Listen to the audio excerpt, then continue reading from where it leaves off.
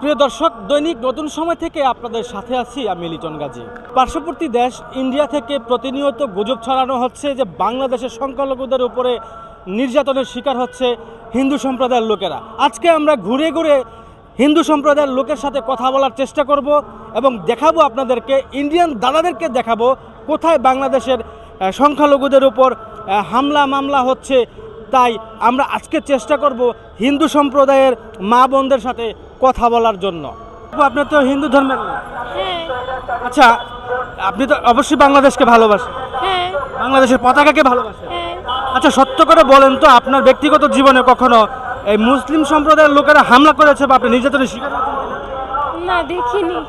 এদেশ আউলিয়ার দেশ, মাজার মন্দির মসজিদের দেশ। আমরা আসলে এককভাবে কেউ এটাকে রক্ষা করতে পারবে না। সকল ধর্মের লোকদের নিয়েই সবাইকে সম্মিলিতভাবে এটাকে রক্ষা করতে হবে। ইন্ডিয়ান মিডিয়া কি প্রচার করলো সেটা বাংলাদেশে থেকে আসলে বিচার করলে হবে না। হ্যাঁ, বাংলাদেশে থাকলে বাংলাদেশের দিক থেকেই বিচার করতে হবে। ধর্মের ভিত্তিতে না, এটা ধর্মকে ব্যবহার করে সবসময় আক্রমণগুলো হয়। রাজনীতি বলেন, ধর্মকে ব্যবহার করে হয়। আসলে ধর্মের ভিত্তিতে কখনো এই আক্রমণগুলো হয় না, কারণ প্রত্যেক ধর্মেই শান্তির ধর্ম এবং প্রত্যেক ধর্মেই শান্তির বার্তা দেওয়া আছে। আসলে মূল বিষয় হচ্ছে রাজনীতিক বা কিছু গোষ্ঠী সুবিধা নেওয়ার জন্য এই আক্রমণগুলো ঘটায় আর কি। প্রিয় দর্শক, আমি এই মুহূর্তে রয়েছি জয়কালী মন্দিরের সামনে। এখানে একজন হিন্দু ভাইয়ের সাথে কথা বলবো। আপনার নাম কি? ধন্যবাদ, আমার নাম সৌরভ দাস। ভাই, আমি আপনার থেকে জানতে চাচ্ছি যে আমাদের এই বাংলাদেশি হিসেবে আপনি আমার দেশকে তো ভালোবাসেন। অবশ্যই। এই দেশের পতাকা তো অবশ্যই ভালোবাসেন। অবশ্যই। আচ্ছা, সত্য করে বলেন তো, আপনি এই দেশে বাংলাদেশের হিন্দু হয়েছেন বলে মুসলিম সম্প্রদায়ের লোকেরা কখনো কি আপনার উপরে, আপনার ফ্যামিলির উপরে হামলা মামলা এরকম কোনো কিছু করেছে কিনা?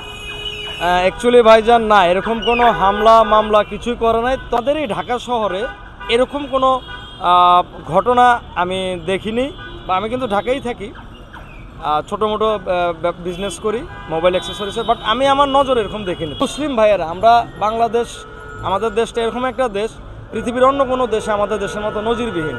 আমরা এখানে সবাই হিন্দু মুসলিম ভাই ভাই, মারামারি গ্যাঞ্জাম হানাহানি, হ্যাঁ, এরকম অ্যাকচুয়ালি হচ্ছে না। বাট আচ্ছা, দল, আমি যেটা বলি, রাজনৈতিক স্বাভাবিক, একটা দলের পতন হলেই আরেকটা দল তারা করে, রাজত্ব করে, এটা স্বাভাবিক। কিন্তু এটা তাদের কিছু মনে করেন পাড়া মহল্লা ভিত্তিক কিছু রাজনৈতিক সংগঠনগুলি হয়তো নিজেরা সংঘর্ষে লিপ্ত পারে। কিন্তু আপনি তো সাংবাদিক, আপনারা মিডিয়ারা অনেক কিছুই পারেন। আপনার এটা জাতির বিবেক, আপনারা জাতির চোখ, আপনারা সারা বিশ্বের কাছে এটা তুলে ধরবেন। ইন্ডিয়া যে অপপ্রচারগুলি করছে বিভিন্ন সংগঠনগুলি, এগুলি বাংলাদেশের জন্য হুমকি স্বরূপ।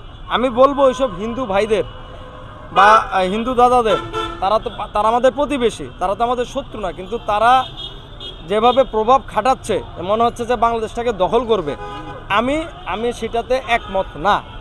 আমরা হিন্দু মুসলিম, আমরা বাংলাদেশের নাগরিকরা, আমরা সব একমত হতেই তাদের সাথে আমরা যুদ্ধে যেতে চাই না। আমরা শান্তিপ্রিয় রাষ্ট্র, আমরা শান্তিপ্রিয় মানুষজন, আমরা শান্তিপ্রিয় নাগরিক।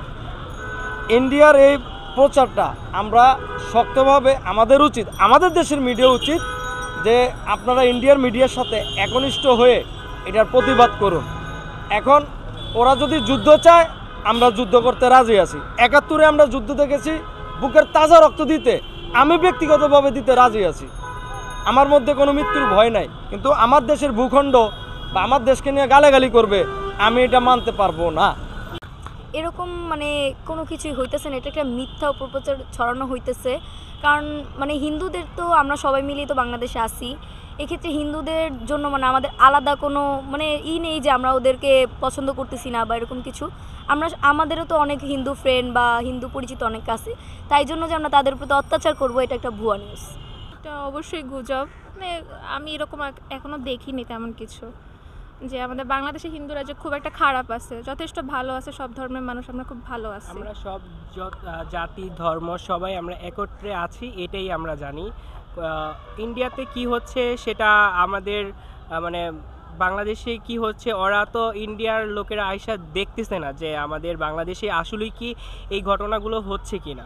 আর এগুলা তো একদম মিথ্যাচার, মিথ্যা সব কিছু ছড়াচ্ছে, গুজব। আর এটা নিয়ে ওদের বাড়াবাড়ি না করাটাই মানে আমি চাবো যে ওরা যেন বাড়াবাড়ি না করে। আর আমরা এখন স্বাধীন দেশ, আমরা এটাই বলবো যে আমরা সব ধর্ম বর্ণ নিয়ে বাংলাদেশে হচ্ছে কি বলে কি বলে আপনার ওরা বাংলাদেশের কোনো কাজে বা রাজনৈতিক কোনো কাজে ইন্টারফেয়ার করুক। এই অপপ্রচারটা করে আমাদের দেশটাকে নরক্ষেত্র বানানোর জন্যই শুধু কিছু মহল উদ্রগতি হয়ে পড়ে আছে।